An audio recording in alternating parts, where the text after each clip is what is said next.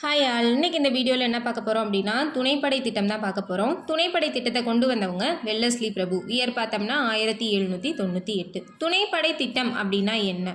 துணைப்படை திட்டம்னா இந்த திட்டத்தில் இணைகிற ஒரு இந்திய அரசர் அவருக்குன்னு சொந்தமாக இருக்கிற படையை கலைச்சிட்டு அவர் ஆங்கிலேயரோட படையை துணையாக ஏற்றுக்கணும். இதுதான் துணைப்படை திட்டம். இந்த திட்டத்தோட முக்கிய நோக்கம் என்ன, எதனால் இதை வெல்லஸ்லி பிரபு இந்தியாவில் அறிமுகப்படுத்தியிருப்பாங்கன்னு பார்த்தோம்னா, இந்தியாவில் ஆங்கிலேய ஆட்சியை விரிவுபடுத்தணும், அவங்களோட அரசியல் ஆதிக்கத்தை நிலைநாட்டணும் அப்படிங்கிறது தான் இந்த திட்டத்தோட முக்கிய நோக்கம். ஆனால் அவங்க என்ன சொன்னாங்க, நீங்கள் இந்த திட்டத்தில் ஜாயின் பண்ணிட்டீங்கன்னா எங்கள் படைகள் உங்ககிட்ட இருப்பாங்க. ஸோ படையெடுப்பில் இருந்து, அதாவது அந்நிய படையெடுப்புகள்ல இருந்து சுதேச அரசுகளை நாங்கள் காப்பாற்றிடுவோம், உங்களோட உள்நாட்டில் அமைதியை நிலைநாட்டுவோம், இதெல்லாம் தான் எங்களோட கடமை, நீங்கள்லாம் பாதுகாக்கப்பட்ட அரசுகள் அப்படின்னு ஏமாத்துறாங்க. ஓகேங்களா?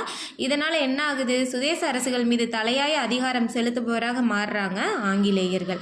இந்த திட்டத்தோட முக்கிய அம்சங்கள் என்ன, இதோட நன்மைகள் என்ன, ரெண்டையுமே பார்த்துடலாம். சுதேச அரசோட தலைமையகத்தில் ஆங்கிலேயரோட பிரதிநிதி ஒருவர் கண்டிப்பாக இருப்பாங்க அப்படின்னு சொல்கிறாங்க. ஓகேங்களா? அவங்களோட அந்த மன்னர் யார் ஏற்றுக்கிறாங்களோ அந்த மன்னர் அவங்களோட படையை விட்டுட்டு ஆங்கிலேயரோட படையை தான் துணையாக ஏற்றுக்கணும். ஸோ என்ன ஆகுதுன்னா, ஆங்கிலேயரோட படையை பராமரிக்கிறதுக்கும் படை வீரர்களுக்கு ஆண்டு சம்பளம் வழங்குறதுக்கும் நிரந்தரமாக சில பகுதிகளை அந்த நாட்டு அரசர் ஆங்கிலேயர்களுக்கு வழங்க வேண்டும் அப்படிங்கிறத சொல்கிறாங்க. இது அந்த திட்டத்தோட முக்கிய அம்சம். இதனால் அவங்களுக்கு என்ன நன்மை கிடைக்குது, இந்த இந்திய சுதேச அரசர்களோட செலவுலையே அவங்களோட படையை அவங்க பராமரிச்சுக்கிட்டாங்க. ஓகேங்களா?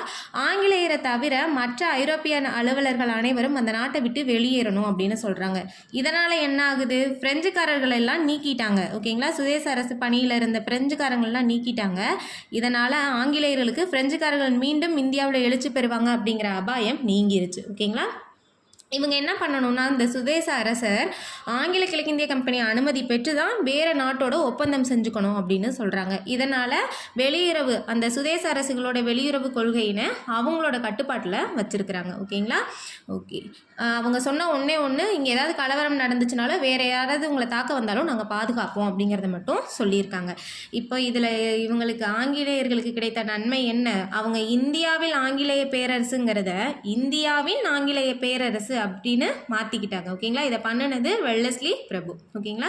சுதேச அரசுகளுக்கு ஏற்பட்ட இழப்புகள் பார்த்தோம்னா, துணைப்படை திட்டம், இந்த திட்டத்தினால இந்திய சுதேச அரசர்கள் ரொம்ப பலவீனமானவர்களாகவும் பொறுப்பற்றவர்களாகவும் மாறிட்டாங்க. ஓகேங்களா? அவங்க தங்களோட குடிமக்களுக்கு ஆற்ற வேண்டிய கடமையை மறந்து அவங்கள சுரண்டுறாங்க. ஓகேங்களா? இந்த துணைப்படை திட்டத்தில் இந்த துணைப்படை திட்டத்தை முதல்ல ஏற்றுக்கிட்ட அரசு யாருன்னு பார்த்தோம்னா ஹைதராபாத் தான். அவங்க தான் இந்த மைசூர் போர்லெலாம் பார்த்துருப்போம், ஹைதராபாத் நிஜாம் தான் எல்லாத்துலையும் ஆங்கிலேயர் கூட இருந்திருப்பாரு.